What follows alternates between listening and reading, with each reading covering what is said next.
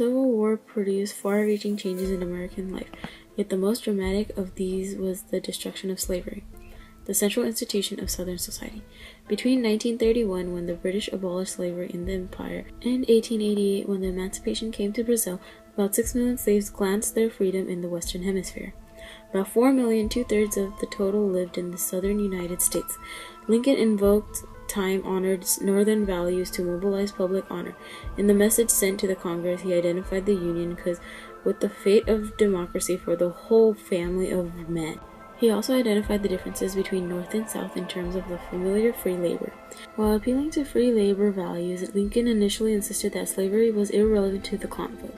In the war's first year, his paramount concerns were to keep the border slave states such as Delaware, Maryland, Kentucky, and Missouri in the Union and to build the broadest base of support in the North for the war effort. In the early days war, a nearly congruent Congress adopted a resolution proposed by Senator John J. Crittenden of Kentucky, which affirmed that the Union had no intention of interfering with slavery.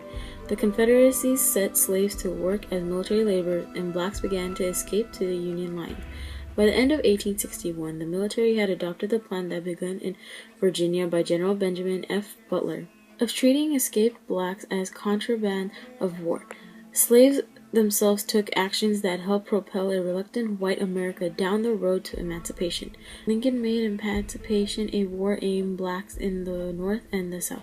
In southern Louisiana, the arrival of the Union Army in 1862 led slaves to sack plantation houses and refuse to work unless wages were paid. According to Eric Foner, a new system of labor politics and race relations would have to replace the shattered institution of slavery. When the Civil War came around, blacks had to fight for the right to fight on land. Before the war, it was a common job for blacks to work as sailors, so during the war, a man named Gideon Welles allowed blacks to serve on Union warships. The Union Army initially refused black volunteers, but gradually began to incorporate them. They feared that if they recruited black soldiers, the white soldiers would not want to volunteer. Although blacks were not recruited as soldiers, by the end of 1861, they were working for the Union as cooks, laundresses, and laborers. In the following year, 1862, abolitionist Thomas Wentworth Higginson went to South Carolina to recruit slaves for the Union Army. Slaves were only truly incorporated in the Army after the Emancipation Proclamation was signed in 1863. According to Foner, by the end of the war, over 180,000 black men had served in the Union Army and 24,000 in the Navy. About 1/3 of them died in the battle.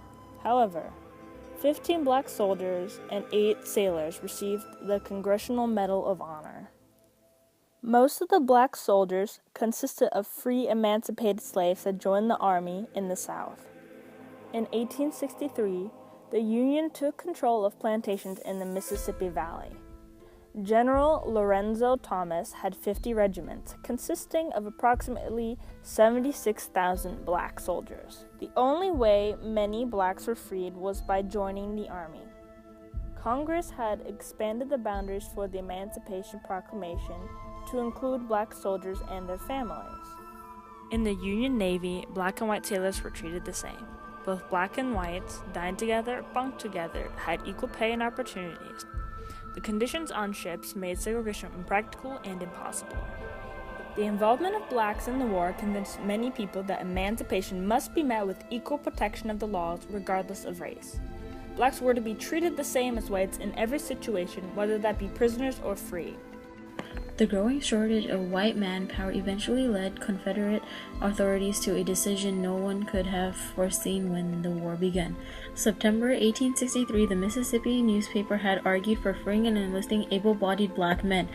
Robert E. Lee had endorsed the plan, and the Confederate Congress has authorized the arming of slaves. Enlisting the blacks in the Confederate Army did not necessarily mean the end of slavery. Both the British and Americans had used slave soldiers in the War of Independence, but slavery survived as it undoubtedly would have had the Confederacy managed to win the Civil War. The war ended before substantial recruitment of the black Confederate soldiers.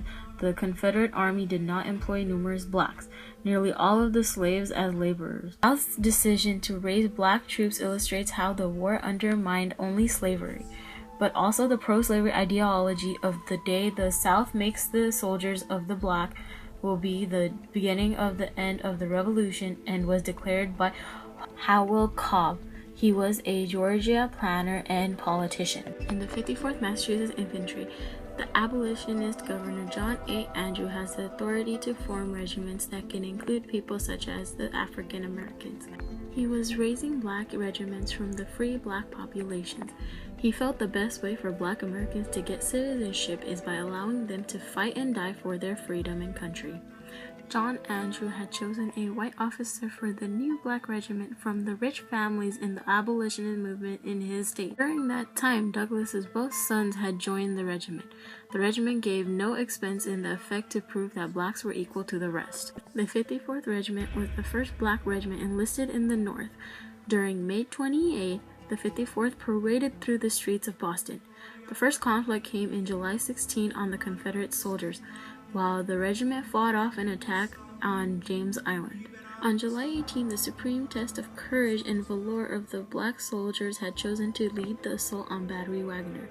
More than a century after, the 54th Massachusetts Infantry remained the most famous black regiment of the war. The institution of slavery and the Emancipation Proclamation influenced the participation of blacks in the war. Many blacks volunteered to fight for their freedom in order to escape the lives of slavery.